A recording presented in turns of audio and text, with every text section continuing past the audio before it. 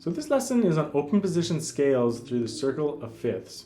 And we'll be looking first at major scales and then melodic minor scales. And feel free to watch the video for free, but if you feel like picking up my technique book, there's a link for that underneath the video, and it has hundreds of exercises that you can check out for both hands. But this section is on practicing scales through the circle of fifths. The circle of fifths just cycles through different keys in fifths, as you'd imagine. C, D, E, F, G, G, A, B, C, D, D, E, F, G, A. So the keys are a fifth apart. And you add a sharp on each time. C major has no sharps or flats. G major has one sharp. D major has two sharps. A major has three sharps, etc., etc. So I'll let the theory books cover that, and that can be from a separate lesson. But today, we'll just talk about how you might go about this and why I've included it in the book in the first place. So the first thing you can do is just play the scales as individual scales. So like C major. A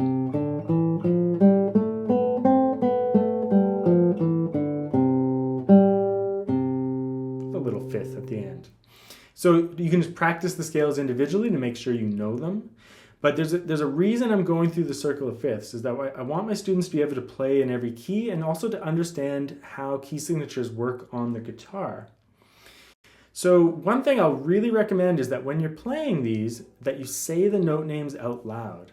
C, D, E, F, G, A, B, C, B, A, G, F, E, D, C.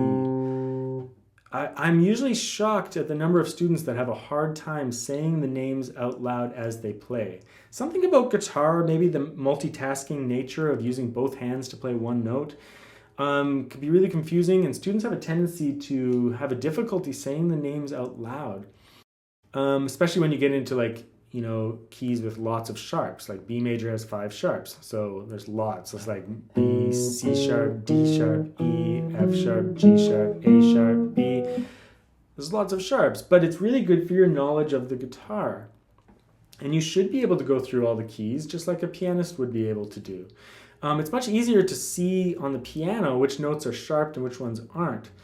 Guitar can be very mystifying because there's kind of no indication. It's so confusing. But by saying the names out loud, you'll really form a strong connection to the notes. Teachers do it all the time. We constantly will say the names out loud during the lesson, right?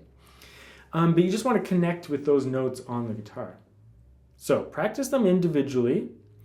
And then you should piece them together and try playing through the different keys. I'll demonstrate just a couple of them. So C major, then G major, then D major, then A major.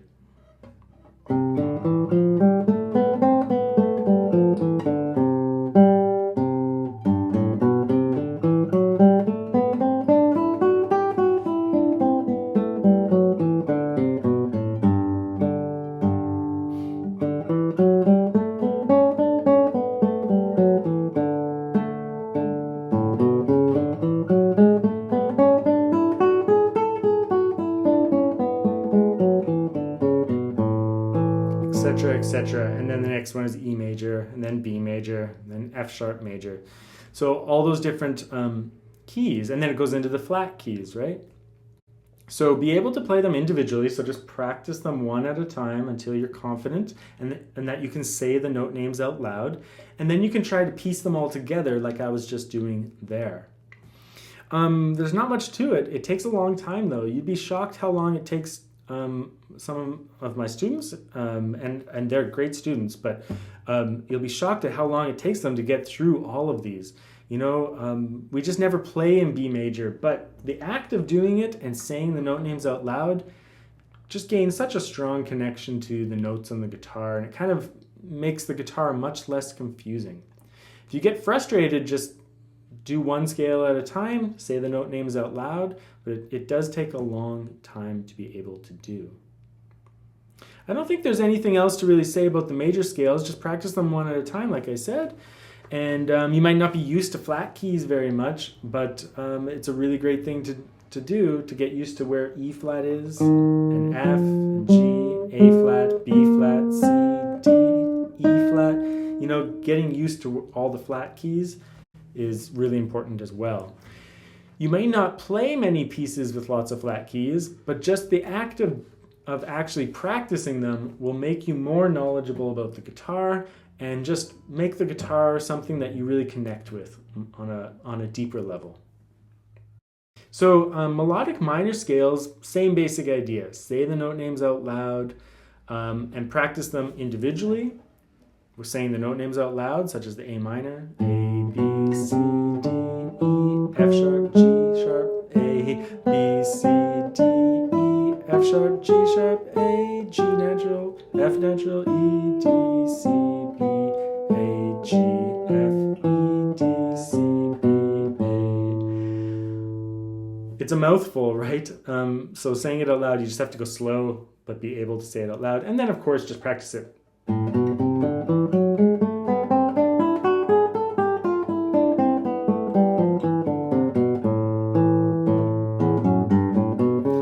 Etc., etc. Go through all the different keys. The only thing I'll just mention is that there's a couple of keys. So in melodic minor scales, the 6th and 7th degree of the scale, they're raised going on the way up and then lowered on the way down, or made natural, depending on the key signature, right? And you'll just notice one thing down in some of the keys. You'll notice a little X kind of symbol. That just stands for a double sharp. Now, a double sharp is, for example, a C double sharp is there. This is C, this is C sharp, this is C double sharp, which is the same note as D, right? So C double sharp is the same note, or same sound, same pitch as D. And you might ask, like, why would they just not write a D? It's because scales have to go up one step at a time on the staff while following the key signature. So you end up, if you raise the 6th and 7th degree, like I was saying, in a minor scale, you end up with double sharps when you have like G sharp minor, which has 6 sharps to begin with, or 5 sharps to begin with. So you just have to keep raising things. I've notated it on the score, so it says double sharp and it tells you what it's enharmonic to. But that's the basic idea. Just go ahead and practice it, and don't worry too much. If it frustrates you, you can call it something else, but those double sharp, those little X's, are just one more up from the sharp note.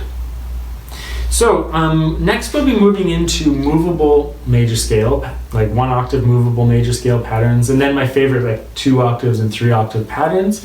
But I'd recommend that you first make a real strong connection with key signatures and scales in the first position of the guitar, and a little bit of the second position when you're in A, just for your own healthy guitar knowledge, and just to make sure you didn't miss anything and that you have a strong connection.